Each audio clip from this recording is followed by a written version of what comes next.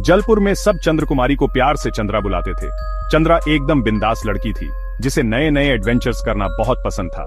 शाम का वक्त उसे सबसे ज्यादा अच्छा लगता था। जैसे ही सूरज ढलता था, आसमान नारंगी और बैंगनी रंगों से भर जाता था। चंद्रा अक्सर गांव की गलियों में घूमती नजर आती थी।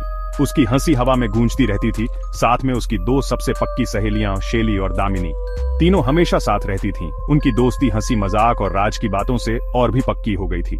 चंद्रा अपने जोश से भरे स्वभाव के कारण अक्सर शाम के उनके एडवेंचर्स की मास्टरमाइंड होती थी। एक दिन अपने दादाजी की पुरानी धूल भरी किताबों में देखते हुए उसे एक दिलचस्प कहानी मिली। ये कहानी थी शापित मंदिर की, एक ऐसा मंदिर जिसे वक्त ने भुला दिया था और जो रहस्य से घिरा हुआ था। गांव वाले उस मंदिर पर लगे एक श्राप के बारे में फुसफुसाते थे, जिसके कारण वह वीरान और सुनसान हो गया था। चंद्रा समझ गई थी कि उन्हें अपना अगला एडवेंचर मिल गया है। उस शाम जैसे ही सूरज की आखिरी किरणें जलपुर की छतों पर पड़ी, चंद्रा ने शेली और दामिनी को एक बरगद के पेड़ के नीचे इकट्ठा किया। आंखों में एक्साइटमेंट के साथ उसने अपना प्लान बताया। वे शापित मंदिर जाएंगे। दामिनी, जो हमेशा केयरफुल रहती थी, हिचकिचाई। चंद्रा, क्या तुम्हें यकीन है? गांव वाले कहते हैं कि मंदिर शापित है, ये सेफ नहीं है, उसने चिंता से कहा। शेली, जो हमेशा चैलेंज के लिए तैयार रहती थी, बोली, अरे दामिनी, इतना डरो मत, ये बस एक पुराना मंदिर है, क्या हो सकता है? चंद्रा, जिसके अंदर एडवेंचर की भावना कूट कूट कर भरी थी, ने सहमति में सिर हिलाया। बिल्कुल, वैसे भी ऑर्डिनरी काम करने में क्या मजा, उसने दृढ़ता से कहा। और इस तरह फैसला हो गया। वे अननोन में जाएंगे और शापित मंदिर के सीक्रेट्स को जानेंगे। जैसे ही उन्होंने जलपुर की जानी पहचानी गलियों को पीछे छोड़ा और गांव के बाहर गए, उनके ऊपर एक अजीब सी बेचैनी छा गई। हवा, जो पहले चिड़ियों के गाने से गूंजती थी, अब एकदम शांत हो गई। रास्ता, जो धीमी रोशनी में मुश्किल से दिखाई दे रहा था, कांटेदार झाड़ियों और लताओं से भरा हुआ था। सूरज, जो अब एक धुंधली याद बन गया था, लंबी डरावनी परछाइयां बना रहा था जो उनके चारों ओर भूतों की तरह नाच रही थी। दामिनी कांपते हुए अपना शॉल अपने चारों ओर कसकर लपेट ली। चंद्रा, मुझे यह पसंद नहीं आ रहा है, शायद हमें वापस चले जाना चाहिए, उसने कांपती हुई आवाज में फुसफुसाया। शेली, जो आमतौर पर निडर रहती थी, को भी अपनी रीढ़ में सिहरन महसूस हुई। दम घोंटने वाली खामोशी, जो केवल उनके अपने कदमों की आवाज से टूटती थी, बेचैन कर रही थी। हालांकि चंद्रा निडर रही। वह अपने दोस्तों की घबराहट को महसूस कर सकती थी, लेकिन उसने उनके डर को अपने हौसले पर हावी नहीं होने दिया। हम लगभग पहुंच गए हैं, उसने उन्हें आश्वस्त करते हुए दृढ़ और आत्मविश्वास से कहा। चिंता मत करो, हम ठीक रहेंगे। अपने बहादुर शब्दों के बावजूद चंद्रा भी इस एहसास को दूर नहीं कर सकी कि उन्हें कोई देख रहा है। हवा उम्मीद से भारी हो गई। हवा का हर झोंका एक ठंडक लेकर आ रहा था जो उनकी हड्डियों में समाती हुई लग रही थी।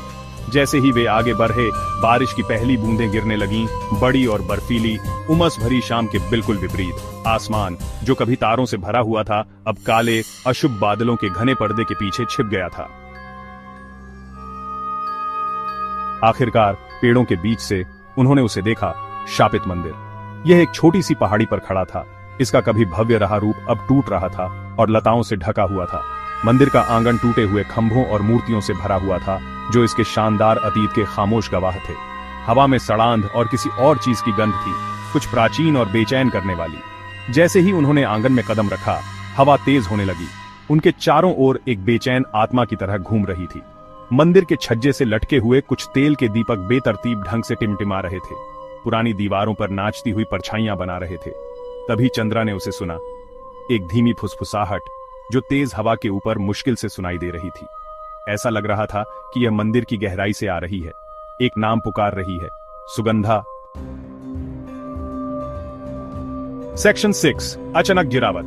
नाम हवा में लटका हुआ था, एक अनजान महत्व के साथ। चंद्रा ने अपनी रीढ़ में एक सिहरन महसूस की, लेकिन यह डर नहीं, बल्कि एक अजीब सी फेमिलियरिटी थी। वह इसे समझा नहीं सकती थी, लेकिन नाम उसके अंदर गूंज रहा था, मानो यह एक लंबे समय से भुला दी गई याद हो जो वापस आने के लिए संघर्ष कर रही हो।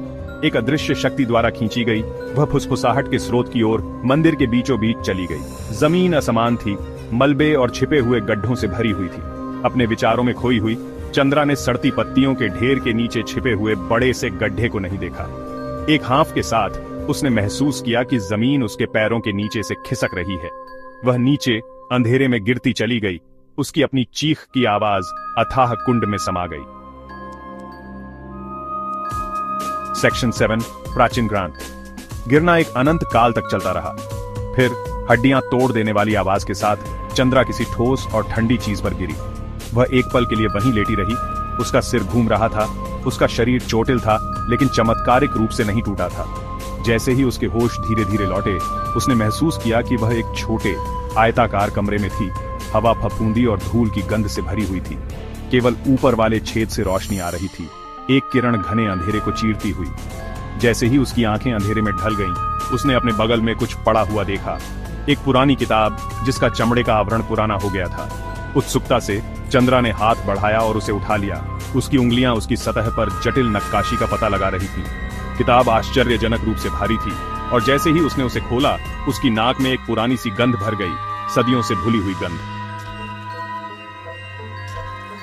सेक्शन 8 मदद का हाथ। ऊपर दामिनी और शैली गड्ढे के किनारे पर दौड़ी। उनके दिल डर से धड़क रहे थे।